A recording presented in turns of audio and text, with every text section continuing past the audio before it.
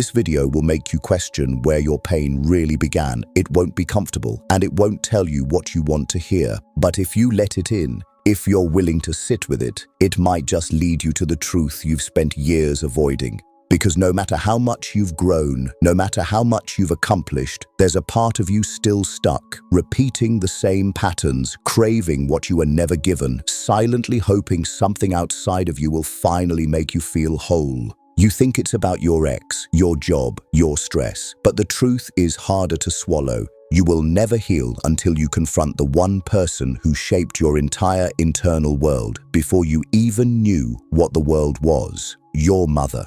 Not just the woman, the imprint, the version of her still living in your nervous system, the echo that whispers when you feel unworthy, the shadow that stiffens your spine when you're about to speak your truth. Carl Jung once said, "The greatest influence on a child's psyche is not what the mother says, but who she is." And that truth cuts deeper than most are willing to admit. Before you spoke your first word, before you formed a single belief about yourself or the world, she was already building your emotional foundation. Her tone taught you safety. Her silence taught you fear. Her love, or the lack of it, became the map you still follow in every relationship today. But here's the problem. Most people don't realize they're following that map. They think they're making choices. They think they've outgrown childhood. But the child never leaves. It just hides behind adult responsibilities. And when that child is carrying her wounds, it doesn't matter how old you are, you will still act out the pain. That's why healing isn't about moving forward. It's about looking back, bravely and honestly. Because your healing will never begin with your partner, your job, or your goals. It begins with the woman who taught you, directly or silently, what to expect from love, safety, attention, and worth. This isn't about judgment, it's about liberation, not hers, yours. If you really want to understand why you respond the way you do in love, in conflict, even in silence, it always comes back to your earliest caregiver.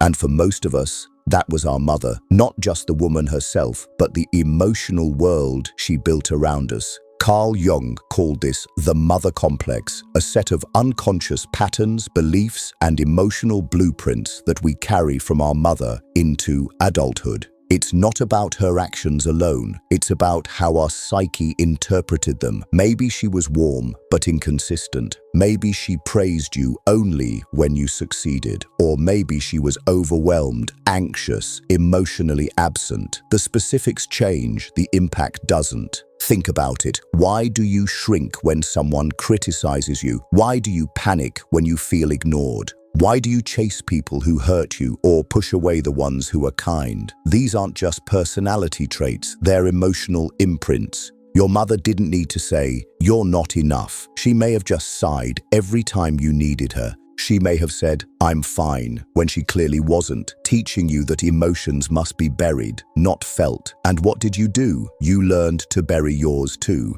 This is how it works. The mother becomes the model for the world. If she was safe, the world feels safe. If she was unpredictable, the world feels like a place where you must constantly perform to earn love. And here's the twist. Even if your adult mind knows better, your emotional body doesn't. You can be 35, successful, educated, and still feel like a little child begging for affection every time someone pulls away. So ask yourself, do you respond to people or do you respond to ghosts? Until you understand how your mother shaped your internal world, you will keep mistaking your past for your present. And this is exactly why we begin with the first truth. She was your first God, not in the religious sense, but in the way a newborn sees her, as everything. She fed you, held you, calmed your cries. She decided when you ate, how long you were held, whether your tears were met with warmth or cold detachment. In those early years, your brain was still developing. You couldn't make sense of the world, so you didn't question her. You absorbed her. Her tone became truth. Her gaze became a mirror. Her presence or her absence became your reality. Carl Jung said, "The mother is the first world the child knows." And if that world was nurturing, you learned that your needs mattered. But if that world was chaotic, conditional, or neglectful, you learned to adapt, to survive, not by choice, but by instinct. Ask yourself, what kind of world did she create for you? Maybe you remember doing everything right just to hear, good job. Maybe you remember becoming the quiet child, the strong one, the helper, because her love felt like a prize you had to earn. And now, as an adult, you still hustle for love. You still confuse approval with safety. You still worship the people who withhold affection and call it attraction. That's the cost of having your first God be someone who couldn't always meet you where you were. The problem isn't that she failed. The problem is that you never stopped looking at others through the lens she gave you. When the person who first taught you what love is also taught you to question your worth, it creates a fracture that doesn't heal with time. It heals with awareness. And that awareness begins now with the second truth. Her unhealed pain became your inheritance. We like to think of inheritance as money, genetics, heirlooms, but the first things passed down to you weren't physical, they were emotional. Her anxiety, her grief, her unresolved childhood wounds, they didn't stay inside her. They leaked into the way she raised you, the way she reacted to you, the way she held or didn't hold your emotions. Carl Jung once said, "Nothing has a stronger influence psychologically on their children than the unlived life of the parent." That unlived life, the dreams she gave up, the anger she buried, the trauma she never spoke of, didn't disappear. It was absorbed by you. Maybe your mother was overly controlling, not because she was mean, but because she was terrified of losing control herself. Maybe she hovered, corrected, worried, overcompensated because no one ever made her feel safe, and now you second-guess every decision you make. You panic over small mistakes. You've confused being cautious with being constantly on edge. Or maybe she shut down emotionally, not because she didn't care, but because she was taught to survive by not feeling.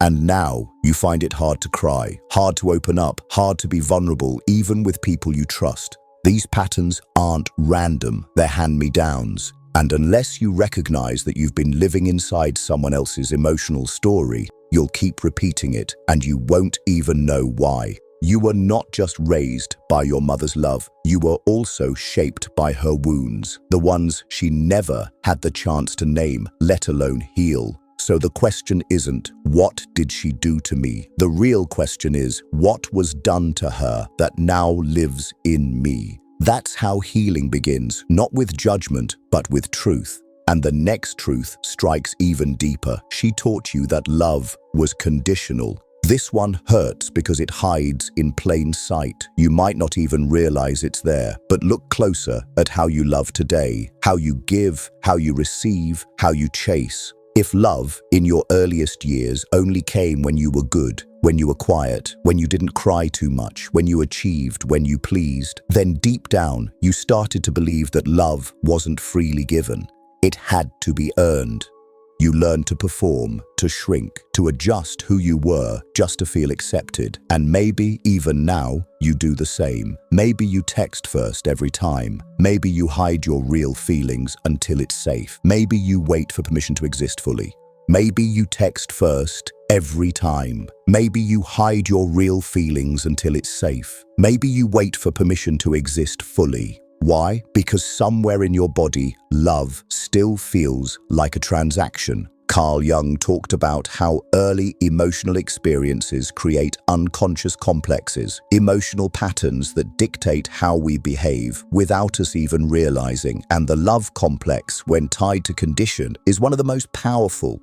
Think about it. Do you apologize for things that aren't your fault just to keep the peace? Do you feel guilty when you prioritize yourself? Do you believe that if you're not useful, you won't be loved? That's not adulthood. That's childhood still echoing through your relationships. And here's what's most painful. When a mother gives love based on behavior, the child doesn't stop loving her. They stop loving themselves. Because if mum only hugged you when you were quiet, then you learned to silence your needs to feel safe. You learned that your emotions were too much, your presence a burden, your truth inconvenient. And now, you might still believe it. So ask yourself, have you ever felt loved for who you are, not just for what you do? Because until you break free from this lie, love will always feel like a performance, never a home.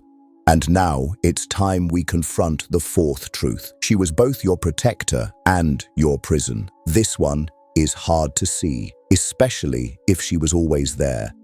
If she made your lunches, picked you up from school, kept the house running, you might say, she did everything for me. She sacrificed so much. And maybe she did. But protection isn't just about presence. It's about space, emotional space, the room to grow, to make mistakes, to become your own person without fear of guilt, shame, or punishment. Sometimes a mother who loves deeply still loves in a way that smothers. Maybe she hovered over your every decision. Maybe she reminded you how hard she worked for you, how much she gave up. And instead of feeling empowered, you felt indebted, like you owed her your choices, your obedience, your future. That's not freedom, that's emotional captivity wrapped in care. Other times, the prison is subtle. Maybe she didn't say much, but her expectations were loud. Maybe she never outright told you who to be, but her disappointment told you who not to be. You became the version of yourself that made her proud, not the version that made you whole. So here's the truth. Even love can become a cage when it comes with invisible bars. Carl Jung wrote about the danger of identification, where a person doesn't develop their own identity because they remain unconsciously fused with a parent's desires or fears.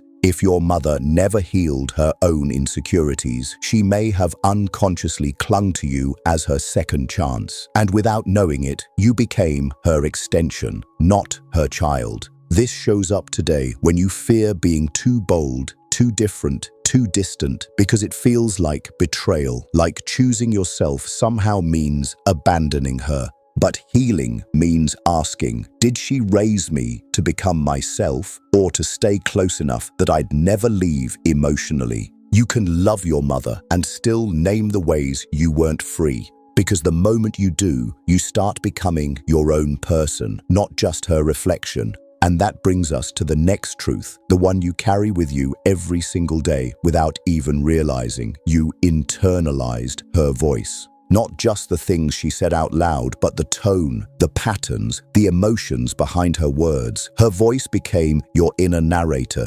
If your mother was overly critical, even in subtle ways, why are you dressed like that? Or you always leave things half done, then you may have developed an inner voice that echoes the same judgment. You wake up and criticize your own body. You finish something and downplay your effort. You walk into a room and assume you're not enough. Sound familiar? And here's the thing, even if she said those things with love, your nervous system didn't always receive it that way. Children don't filter tone for intention, they absorb everything as truth. So even when she didn't say anything, her disappointment still spoke volumes. Her sighs, her silences, the look in her eyes, they trained you to scan for danger even when no danger was present. Carl Jung believed that much of what we call fate is simply patterns we haven't made conscious. And the internalized voice of a parent, especially the mother, is one of the strongest unconscious forces in a person's psyche. Ask yourself, when you're alone, whose voice do you hear? When you mess up, who speaks inside you first? Is it compassionate? Is it understanding? Or is it impatient, sharp, dismissive, just like she may have been? Some people go their whole lives believing they're flawed, lazy, or unworthy, not because it's true, but because the voice inside never updated. It's still carrying her fears, her judgments, her emotional tone. But here's the powerful part. That voice isn't you. It was given to you, and what is given can be changed. You are not obligated to carry a voice that punishes you. You have the right to replace it with one that builds you. But before you can do that, you must face one final truth, one that requires the most emotional maturity of all. She was human, and you never wanted her to be. As children, we don't see our mothers as people. We see them as forces, unshakable, all-knowing, eternal. And when they fail us, we don't think they failed. We believe we weren't worth it. That's the tragedy. Because to a child, the idea that mum was emotionally unavailable, depressed, insecure, or scared is too much to bear. So we create myths, we protect the image, we suppress the reality to keep the illusion intact. But here's what Jung understood. True healing begins when you stop needing your mother to be perfect and start understanding her as a woman shaped by her own unhealed story. Maybe she yelled because no one ever listened to her growing up. Maybe she avoided affection because she never received it. Maybe she kept control over your life because her own felt out of control. These aren't excuses, they're context. And without context, all we have is resentment. When you begin to see your mother as a full person, flawed, complex, afraid, trying, you don't just gain clarity, you reclaim your power, because suddenly you're no longer the child waiting to be saved. You're the adult ready to save yourself. Think about it. How often have you looked back at your childhood through a lens of blame or fantasy? One moment, she was the villain. The next, she was untouchable. But what if she was neither? What if she was just a woman, doing the best she could with what she had, even if that wasn't enough? Accepting this doesn't erase the damage, but it ends the illusion. And in that space between pain and understanding is where healing begins. Because once you stop needing your mother to change the past, you can finally begin changing your future.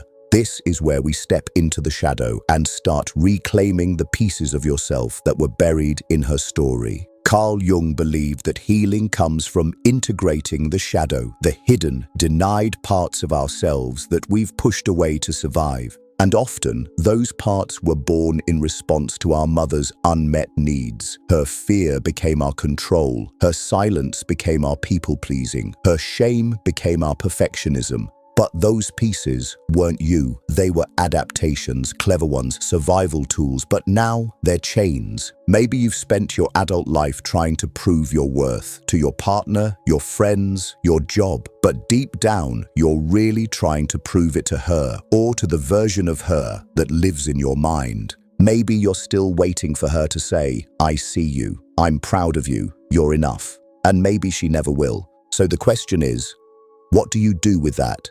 You stop chasing the apology. You stop performing for the approval. You stop molding yourself around wounds that don't belong to you anymore. You look at your inner child, the one who felt unseen, unheard, unchosen, and you say what she needed to hear. You didn't deserve that. You didn't cause that, and you don't have to carry it anymore. This is the real work, not blaming, not forgetting, but facing with eyes wide open. Because your mother gave you life, yes, but now it's your job to give yourself liberation. And as painful as that might sound, it's also the most beautiful form of freedom. One where you stop bleeding from inherited wounds and start living from conscious choice. Because at the end of the day, this was never just about your mother. It was about who you became in response to her, and whether you're still living by those old instructions. Are you still editing yourself to be loved? Still walking on eggshells in relationships? Still measuring your worth by how much you give, fix, or sacrifice?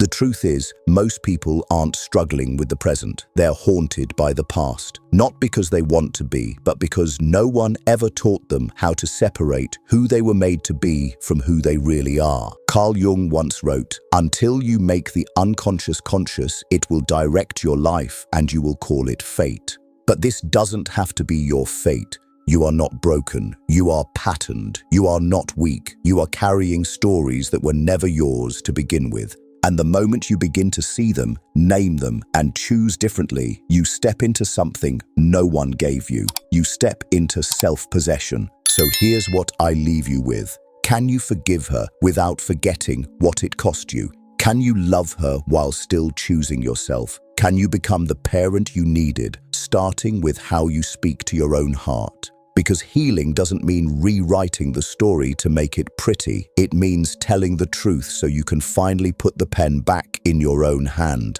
And you're not late. You're just ready. Now ask yourself, which of these truths have you been avoiding the most? And what would happen if, today, you stopped avoiding it? Let that be where your healing begins.